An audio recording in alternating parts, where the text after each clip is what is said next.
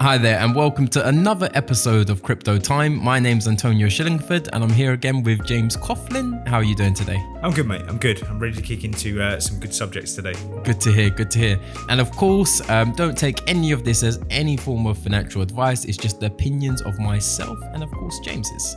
So without further ado, if you'd like to kick us off. Yeah, cool. So interesting one. We've been speaking a lot about regulation coming towards this space, how they're going to approach it, what they're going to do. And we've seen, for example, large bodies like the SEC, like, for example, the FCA, turn around and make noises around it. Like, for example, the sandboxing situation we have currently going on in the UK.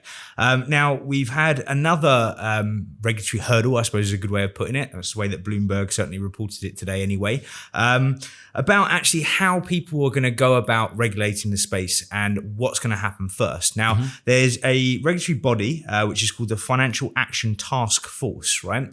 And what their job really is to do is not act in or on behalf of, say, for example, the United Kingdom or the United States. They act as a body that regulates across the board. They've got 200 members within this kind of section that they have, in which that they can then push out what their regime is going to be. Yeah. Now, what they're really, really hot on at this moment in time and what they're looking to do is to go into ensuring that AML and KYC practices are done properly. Not only are they done properly, but they're done from a very low level of investment. Now, the numbers and figures that they're talking around is around $1,000, €1,000, that kind of level. In terms of actually ensuring that people do proper AML and KYC. If I'm correct, the US are one of those members. Yes, indeed, the US are. It's pretty much the major kind of major places across the globe that are, for obvious reasons, where that's a lot of financial movements happen, and the whole idea behind them is to actually ensure that no kind of funding of terrorism or anything of that kind of nature actually goes ahead, and they're just trying to actually kind of control what's going on. Now, there's a massive misconception for starters in cryptocurrencies. Even the word crypto really for us now, I feel, has kind of evolved and moved on. Back in kind of the 2012, 2015, 2016 kind of level of time, people were all talking about anonymity, and they were talking about how, skirting around governments, not actually wanting to, have full view of what's going on. Now, what we've actually seen is a shift across the board. And what we really truly understand about cryptocurrencies now is that they are fully transparent, and they always have been. Coins like Bitcoin have an immutable ledger, such as the blockchain, which records every transaction from A to B, from B to A, whatever it may be. So they do have full transparency. And I think one of the things that I've always found interesting when kind of breaching this conversation of like regulation into this space is that actually Bitcoin is very regulated because it's self-regulated in the fact that it does what it does. One thing I think is really cool about this, movement that's coming forward is the fact that Bitstocks are working in a capacity where we're pre-compliant to any form of this kind of regulation coming into the space. So across the board, really happy to see that people are actually taking this seriously now. I think that the common misconception of this is going to be suddenly, I could hide what I was doing to now I can't. Well, actually, it's a load of rubbish.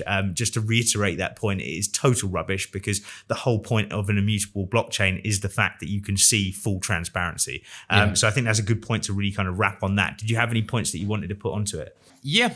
So with, of course, regulation coming around this space, something we've been talking about for a very long time now. At the end of the day, everyone's going through their discovery process. Exactly the same thing with the regulators. They're going through their discovery process.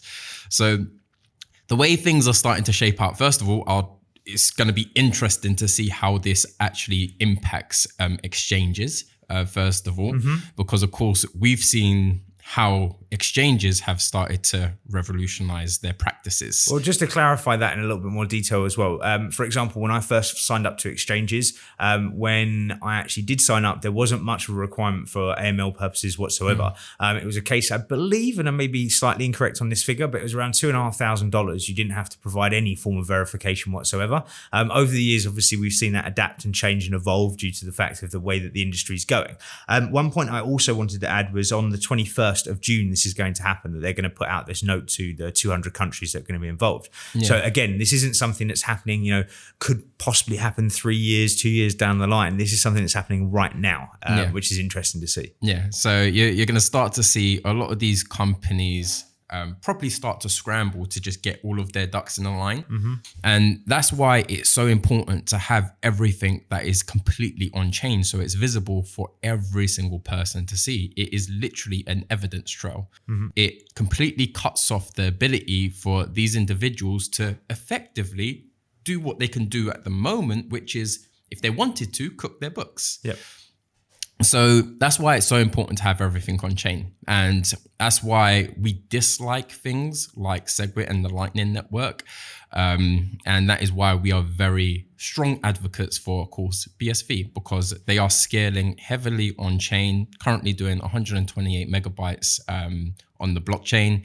And by July, plan to upgrade to 2 gigabytes, which is a huge upgrade. And now you're starting to talking about being able to do some cool things. And that's why we're seeing projects like Crypto Fights come out, and a lot of these other Bitstograms, for example. And it will just start getting better and better and better, to the point where we can actually start really utilizing these things in real world applications. Couldn't agree more. And I think that's a nice place for us to wrap up on this part of the segment. I know you've got some real interesting parts around Facebook and the token that they're looking to bring out. The way they're going to be doing certain things is going to be interesting. There's been certainly a lot of talk around news and media around it at the moment. So if you want to delve into that, mate, that'd be great. Yeah, so Facebook are planning to shortly launch, push out their white paper of Libra.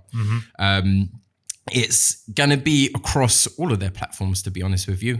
So, of course, Facebook, WhatsApp, then you've got Messenger. Now, just to put it into perspective of how large this could potentially be.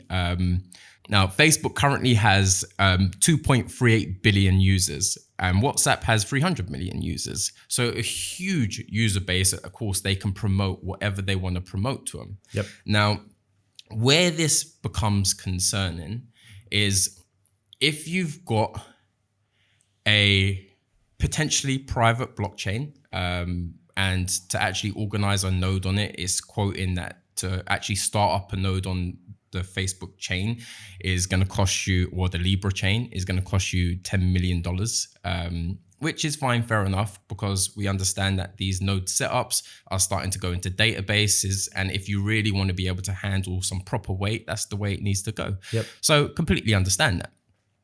Now, where it becomes concerning, if you have a private blockchain that controls money elements, so being able to transmit value from A to B, and then you have that very same organization able to control social media narratives, that's where it does become quite worrying. And I think, to be clear on this, the way that it's coming across to me certainly is that it's a very kind of centralized project for the fact that it's private, right?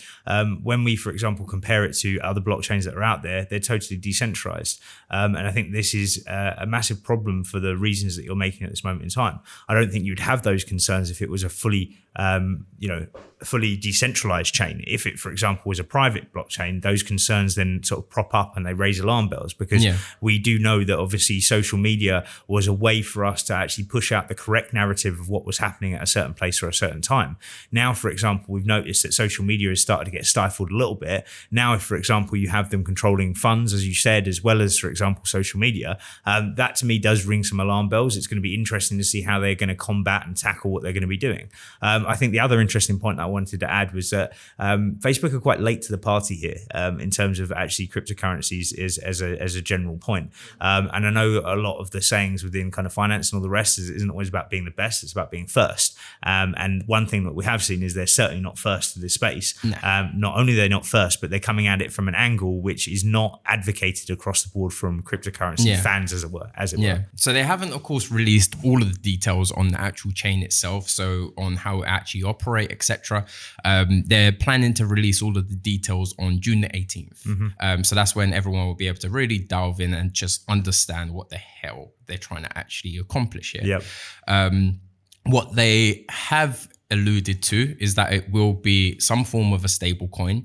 So we'll actually hold a stable value, whether that is US dollar, whether that is euro, etc. And what their target audience is emerging countries. So a perfect example of that is Venezuela. Venezuela, of course, everyone within the cryptocurrency space knows that they're experiencing hyperinflation.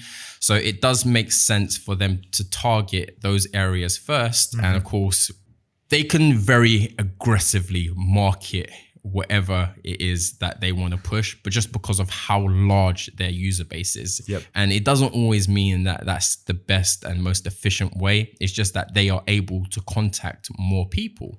Of course, we've gone through this in some of our previous episodes, and we actually went through it in our last meetup that we actually done, talking about some of the legal cases that are currently going on within Facebook and of course Mark Zuckerberg.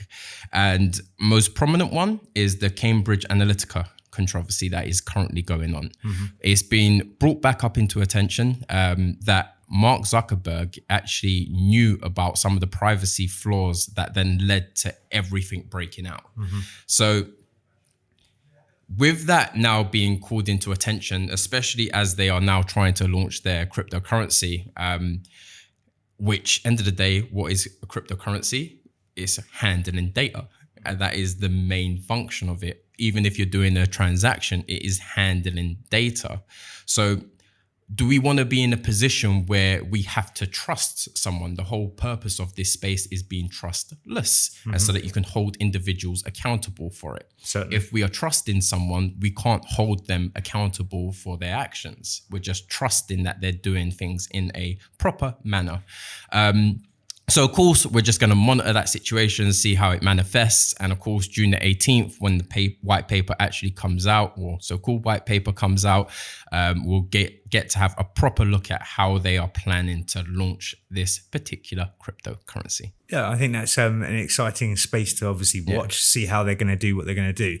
One thing we'd encourage you guys to do, obviously, when you're watching this video, comment section below, hit up that comment section and tell us what you actually think of the Facebook project that's coming out. I know we've got a little bit of anticipation with the white paper, but what's your initial thoughts to it? That'd be interesting to hear.